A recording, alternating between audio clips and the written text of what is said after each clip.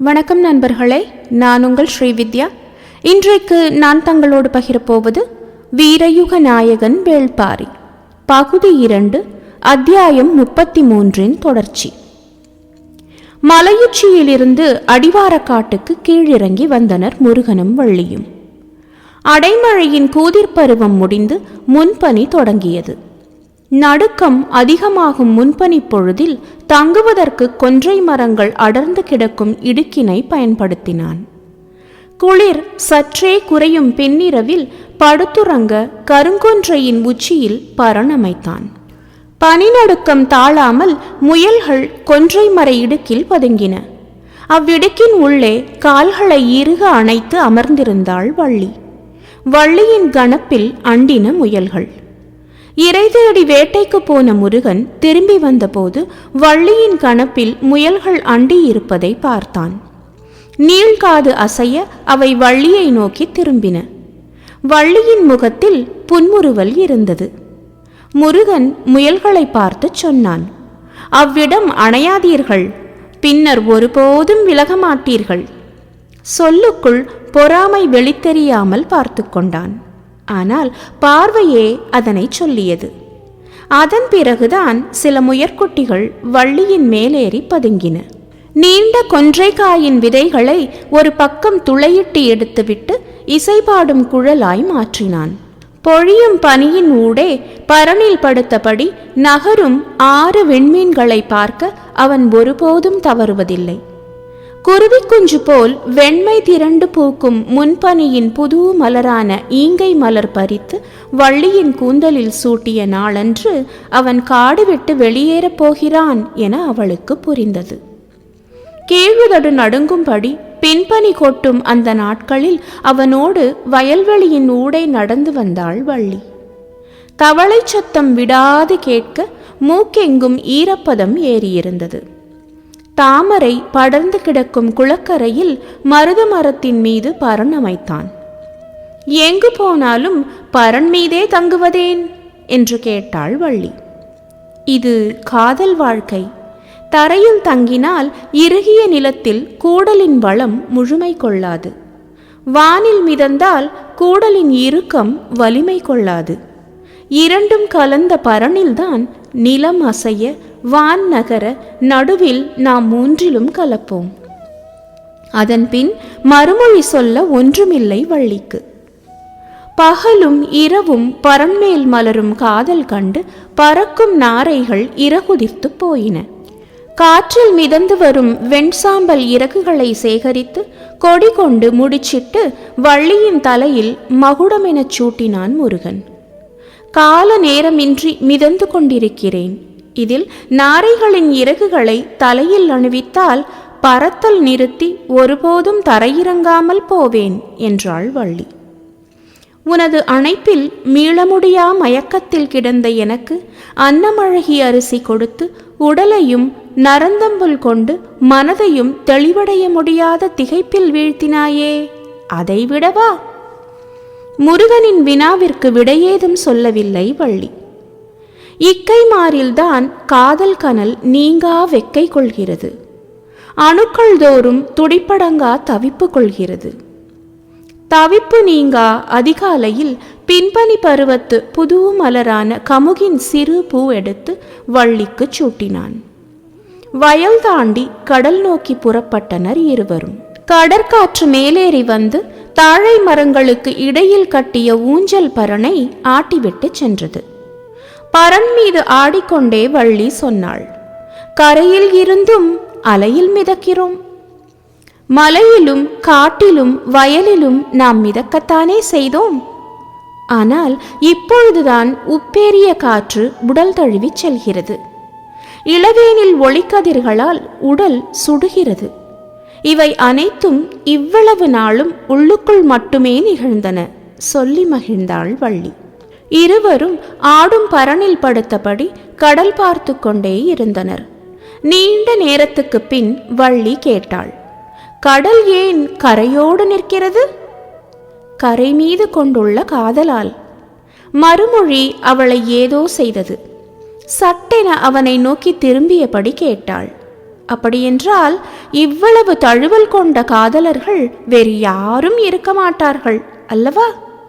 கேள்வி கேட்ட கணத்திலேயே மனம் தோல்வியை ஒப்புக்கொள்ள முடியாமல் திணறியது. முகக்குறிப்பறிந்து முருகன் கேட்டான், என்ன ஆனது? சொல்ல முடியாமல் திணறிய வள்ளியை முருகனின் கைகள் சூழ்ந்தபோது கடலும் கரையும் பரனில் இருந்தன. இரவு நெடுக அலைகளின் ஓசை கேட்டுக்கொண்டே இருந்தது. அவ்வப்பொழுது தெறித்த நீர்த்துளிகள் காற்றில் வந்தன. வெண்மீன்களை பார்த்தபடி இருந்த அவர்களது நாவிலிருந்து சுடுமீனின் வாசனை விலகவே இல்லை. இளவேனிற் காலத்து சுடுவெயில் உச்சத்தில் இருந்த பொழுது கடற்கரை மணல்வெளியில் முள்ளி மாமலர் பூக்கத் தொடங்கியது. அந்நீல நிற பூவை பறித்து பரன் நோக்கி முருகன் வந்தான்.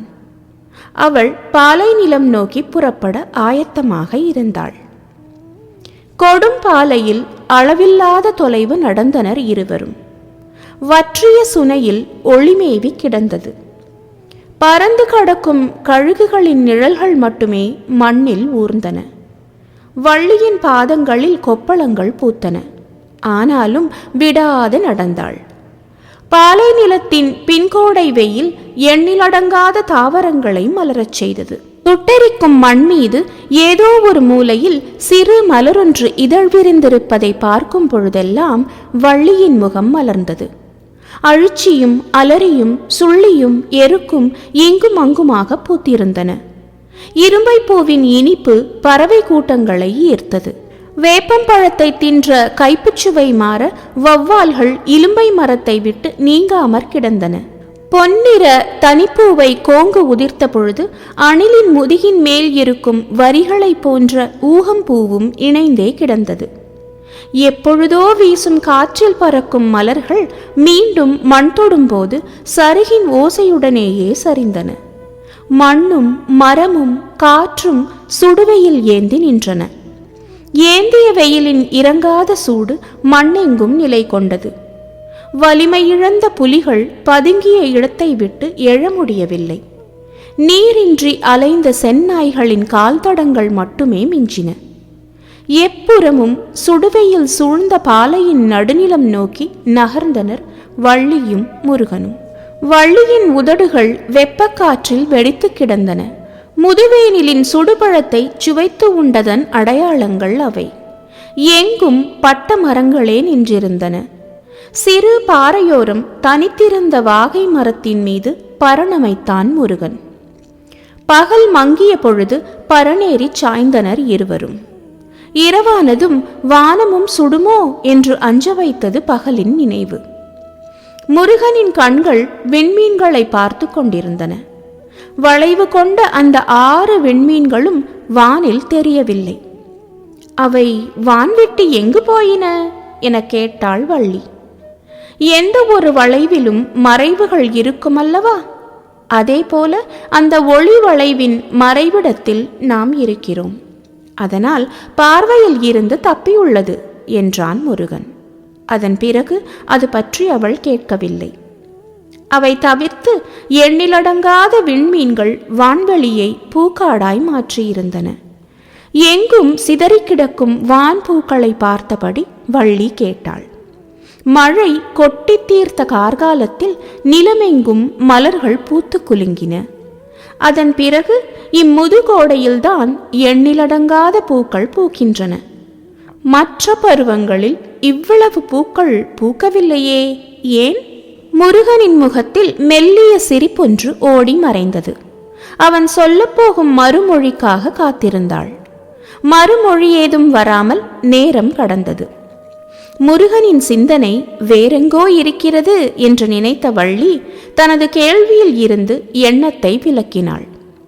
சற்று பொழுது கடந்து முருகன் சொன்னான், எல்லாவற்றிற்கும் காரணம் 6 விண்மீன் கூட்டம்தான். முருகனின் விடை எதிர்பாராததாக இருந்தது.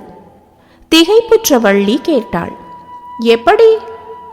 அந்த 6 விண்மீன் கூட்டத்தோடு நிலவு இணைந்திருந்த காலத்தில்தான் கார்மேகங்கள் வானம் எங்கும் நிறைந்திருந்தன.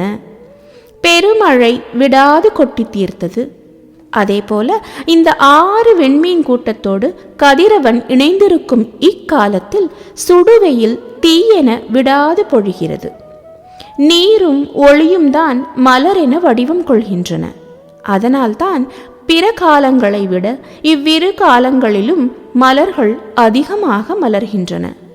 இம்மலர்தலுக்கு காரணம் வளைவு கொண்ட அந்த 6 வெண்மீன்கள்தான்.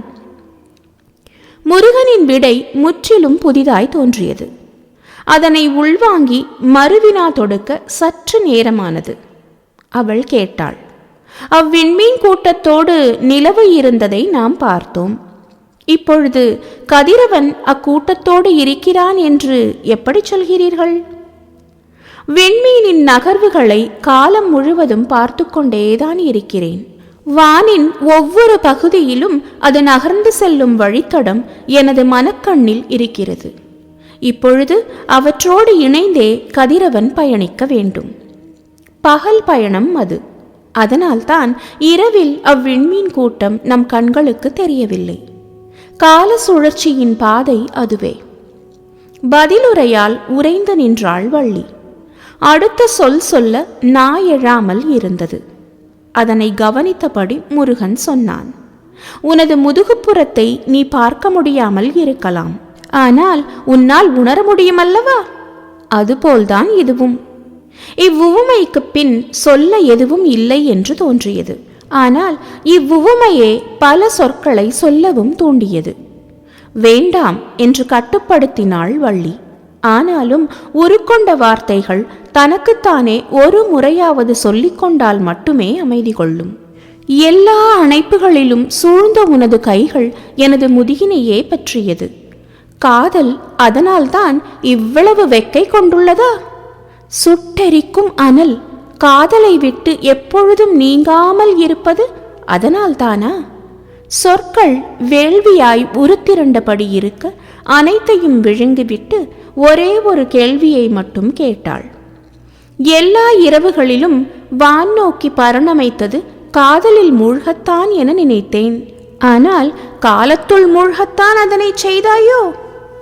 அழகிய சிரிப்போடு முருகன் சொன்னான், நான் காலத்துள் மூழ்கும் போதெல்லாம் காதலுக்குள் தான் மூழ்கினேன். காதல்தானே கால சுழற்சியின் அடையாளம். நிலவும் கதிரும் இயற்கைக்கு பாலூட்டும் இரு மார்புகள். கருணையும் காமமும் சமமாய் சுரக்கும். அவ்வழகிய தனங்களை விட்டு நான் எக்காலமும் அகலாமல் தானே இருந்தேன். அணைப்பு நீங்காமல் அதனை அறிந்தவள் நீதானே.